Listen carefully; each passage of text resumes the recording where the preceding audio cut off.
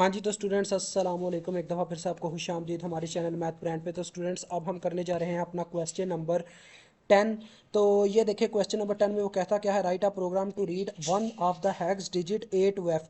यानी कि आपने क्या करना है जी, ए से लेके एफ तक हैग्स डिजिट पढ़ाना है। यानी A B C D E जो हैग्सा डेसिमल में हमने पढ़े हुए हैं ना, उनमें से कोई एक लेटर पढ़ाना है और वो क्या करे जी, इसे डिस्प्ले करे नेक्स्ट लाइन पे इन डेसिमल फॉर्म में। सैम्पल एग्जीक्यूशन यानी इस तरह से आपका होना चाहिए। फॉर एग्जाम्पल उसने क्या किया जी, सी लिया और उसका डेसिमल शो हुआ 12। तो ये हमारा काम है। तो यानी हमें दो मैसेज चाहिए होंगे, एक है एंटर अ हेक्सा डिजिट और दूसरा है इन डेसिमल इट इज़। तो इसे मैं यहीं से कॉपी कर लेता हूँ, ठीक है, क्योंकि मुझे वहाँ पे जाकर लिखने की इतनी आदत नहीं है, यहीं से अच्छा रहेगा। ये देखो मैंने यहाँ से कॉपी कर लिया। अब हम चलते हैं अपने इमोलेटर में। तो देखिए स्टूडेंट्स, इमोलेटर में हम आ चुके हैं, ठीक है। इमोलेटर का कोड आपको सामने ही दिखाई दे रहा है। तो मैं चाहता हूँ जी ये कि इस तरह से ट्रांसफ़र हो जाए, ठीक है। अब ये थोड़ा हम ना देख भी पाएंगे और हमें यह भी पता चलता रहेगा हम चाहते क्या हैं। देखें, सबसे पहले मुझे मैसेज चाहिए क्या जी, डाटा सेगमेंट का तो इस्तेमाल होगा ही होगा क्योंकि मुझे इसमें मैसेजेस चाहिए। तो सबसे पहले मैंने उसे क्या कहना है, भाई मुझे एक हेक्सा डिजिट दे दे। एंटर आ, ये कैपिटल में क्यों लिख रहा है, अब ठीक है। एंटर आ हेक्सा डिजिट, भाई के हेक्सा डिजिट पुट कर यहाँ पे, ठीक है जी। वो हेक्सा डिजिट देगा, कोई भी देगा, सी कुछ भी दे दे, हमें को नहीं, हमें चलेगा। अब इसको मैं कॉपी करके फिर से नीचे पेस्ट करता हूँ क्योंकि मुझे बस मैसेज चेंज करना है, लिखना यही है। अब दूसरा मैसेज मैं लेता हूँ मैसेज टू के नाम से, ठीक है। ये मैसेज वन लिखा हुआ है, ऐसे मैसेज टू आपने करना है, नाम डिफरेंट होना चाहिए नहीं तो आपका एरर आ जाएगा। अब यहाँ पे हमें क्या लिखना है जी, इन डेसिमल इट इज़, ये हमने लिखना है। आपको पता है डॉलर का साइन क्यों लिखा हुआ है? डॉलर का साइन बताता है कि मैसेज यहाँ तक आपने प्रिंट करवाना है।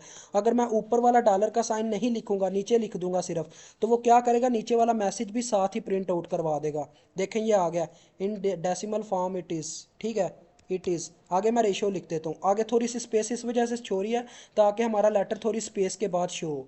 अब हमने क्या करना है जी, अब देखें, अब आ गया। वो कहता है move A X comma at the rate data. ये आपको पता है डाटा सेगमेंट के साथ जुड़ने के लिए, मतलब ये जो डाटा हमने लिखा है इसके साथ जुड़ने के लिए इतना कोड लिखा जाता है। उसके बाद अब सबसे पहले हमें करना क्या है, हमें स्टूडेंट चाहिए ये वाला मैसेज, हमें यूज़र को बताना होगा कि हम तुमसे मांग रहे हैं हेक्सा डिजिट। तो मुझे इस फंक्शन को कॉल करना होगा, फंक्शन 9 को, कि मैं मैसेज डिस्प्ले करवा सकूँ। तो मैंने यहाँ पे लिख दिया ए एच कामा 9। अब ये फंक्शन 9 कॉल हुआ है। तो आपको पता है फंक्शन 9 कौन से मैसेज को डिस्प्ले करवाता है, जो डी एक्स में पड़ा होता है। तो ली के थ्रू मैं फंक्शन डी एक्स में स्टोर करवा लेता हूँ अपना मैसेज वन। अब इसको एग्जीक्यूट करवाऊंगा इन 21H की मदद से। तो ये क्या होगा जी, मुझे मैसेज डिस्प्ले हो जाएगा। देखिए अगर मैं इसे रन करता हूँ तो ये मुझे मैसेज डिस्प्ले करवा के दिखाएगा। देखें रन, टोटली रन किया तो ये मैसेज डिस्प्ले हो रहा होगा, एंटर अ हैश डिजिट, ठीक है। इतनी समझ आ गई। अब देखें नेक्स्ट, यार ये क्या हो गया, इसी में आ, ठीक होगा, इतना समझ आ गया जी। अब हमने उसको डिजिट देना है, कौन सा देना है, अब ये पूछने के लिए मुझे क्या करना होगा जी, मुझे फंक्शन टू को कॉल करना पड़ेगा क्योंकि फंक्शन वन को, क्योंकि यूज़र से लेनी है इनपुट। तो यूज़र से इनपुट फंक्शन वन की मदद से ली जाती है। तो इन 21H कर दिया, ठीक है। ये यूज़र वन से इनपुट आ गई, यूज़र से मुझे इनपुट मिल गई, लेकिन वो किस में स्टोर है इस वक्त, ए एल में, क्योंकि वैल्यू डायरेक्ट ए एल में स्टोर होती है अगर हम फंक्शन वन को कॉल करते हैं। हर एक फंक्शन का एक असूल है अपना। तो देखें मैं क्या करता हूँ जी, उस वैल्यू को स्टोर करवा देता हूँ बी एल में, B L comma A L. अब क्या है जी, जो उसने करेक्टर पुट किया होगा, ए बी सी डी कुछ भी जो भी पुट किया है वो बी एल में पड़ा हुआ है, ठीक है। अब मुझे क्या करना है जी, मुझे न्यू लाइन पे ये वाला मैसेज शो करवाना है इन डेसिमल इट इज़। तो मैं फंक्शन टू को कॉल करके न्यू लाइन पे पहले लेके जाता हूँ अपने जो मतलब ये जो भी इसे कैरिज कहते हैं, कैरिज को न्यू लाइन पे लेके जाता हूँ। न्यू लाइन का कोड क्या होता है जी, मूव डी एल कामा 0DH इन 21H। आप ये अब तक तो आपको पता चल चुका होगा।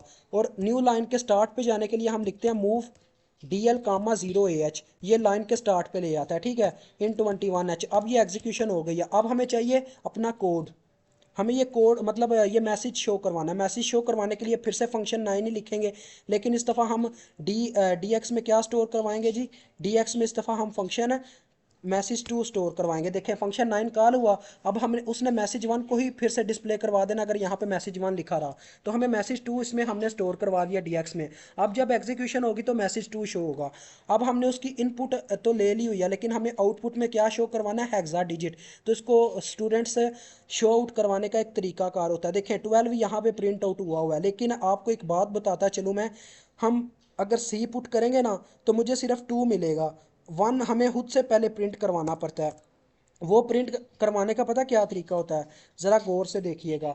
वो प्रिंट करवाने का तरीका होता है, सबसे पहले तो आप ना मतलब कि आपको ये पता होना चाहिए कि हम बीएल को, बीएल में जो स्टोर हुआ है वो आस्की कोड है, यानी कि वो आस्की कोड है हमारे हेक्सा डिजिट का। मुझे उस कोड को किस फॉर्म में लाना है, नंबर की फॉर्म में। नंबर की फॉर्म में लाने के लिए भी एक कोड होता है। हमें क्या करवाना पड़ेगा जी, सब्ट्रैक्ट करवाना पड़ेगा बीएल में से 17D को। ठीक है, इससे क्या होगा जी, वो कन्वर्ट हो जाएगा किस फॉर्म में, नंबर की फॉर्म में। अगर मैं ये नहीं लिखूंगा ये फिक्रा तो आपको पता चलेगा, अभी हम इस फॉर्म में लिख दिया ना, यानी कि बीएल में से 17D जब माइनस होगा स्टूडेंट्स तो वो आ जाएगा किस फॉर्म में। अगर मैंने सी पुट किया हुआ तो मुझे 2 मिल जाएगा, लेकिन मुझे 1 नहीं मिलेगा। तो देखिए मैं आपको करके दिखाता हूँ, हम डायरेक्ट अगर डिस्प्ले करवाते हैं क्या होता है, ज़रा गौर कीजिएगा। मैं फंक्शन 2 को कॉल करके डिस्प्ले करवाता हूँ, AH, 2, ठीक है। उसके बाद लिखता हूँ मूव। आपको पता है फंक्शन 2 वो चीज़ शो करवाता है जो डीएल में पड़ी होती है। तो डीएल में हमें किसको मूव करवाना है, बीएल को। बीएल को मैंने मूव करवा दिया और इन 21H लिख दिया। अब देखिएगा ये मुझे आउटपुट क्या देता। और आपको पता है ये एग्जिट टू डास का कोड, ये सारा आपको पता है। अब मैं रन करके दिखाता हूँ, ये देखें। अगर हम इसे रन करते हैं तो ये मांग रहा है मुझसे हेक्सा डिजिट। मैं अगर सी लिखता हूँ तो देखिए मुझे क्या दे रहा है, वो मुझे सिर्फ 2 दे रहा है, इसके साथ 1 नहीं आ रहा।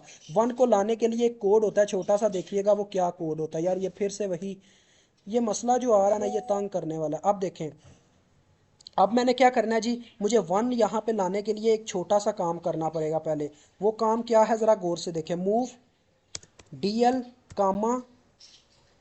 48D। अगर मैं 48D की वैल्यू जो है DL में मूव करवाता हूँ, 48D पे 1 पड़ा होता है। अब जो 1 है ना स्टूडेंट, 1, ये 48D जो है ना 1 का ASCII कोड है। अगर मैं यहाँ पे 48D इसमें मूव करवा देता हूँ DL में, इसका मतलब है मैं DL में 1 वैल्यू स्टोर करवा रहा हूँ, यानी मेरा इस वक्त DL 1 के इक्वल है। तो अगर मैं एग्जीक्यूट करूँगा तो मेरा 1 शो हो जाएगा और उसके बाद 1 के आगे 2 शो हो जाएगा। अब देखिएगा, अब मैं रन करूँगा तो मेरा कोड सही तरीके से चलेगा। ज़रा गौर से देखिएगा, मैं अगर यहाँ पे पुट करता हूँ कोई भी नंबर CA कुछ भी पुट कर दो तो आपको नंबर सही देगा। देखिए 02 दे रहा है, शायद एक नंबर मैंने ज़्यादा पुट कर दिया, रुक जाएं, करते हैं 48D नहीं 47D हो गया, या 0 पुट हुआ है, इसका मतलब मुझे 0 है तो 49D होना चाहिए। फिर 49D होगा क्योंकि ज़ीरो, स्टूडेंट देखिए क्योंकि ज़ीरो के बाद 1 आता है, लिहाजा ज़ीरो का अगर 48 है तो 1 का क्या होगा, 49 होगा। तो यही चीज़ समझने वाली बात है। अब देखें, अब मैं रन करूँगा, अब ये शो करवाएगा सी, देखें 12 आ गया। अब मैं आपको बताता हूँ जो हमने ऊपर सब्ट्रैक्ट किया उसका क्या लेना देना था। ये जो मैंने यहाँ पे सब्ट्रैक्ट वाला कोड पुट किया, अगर मैं ये नहीं पुट करता तो वो मुझे अपना आस्की नंबर देता, आस्की कोड देता। देखिएगा ज़रा, अब मैं रन करवाता हूँ।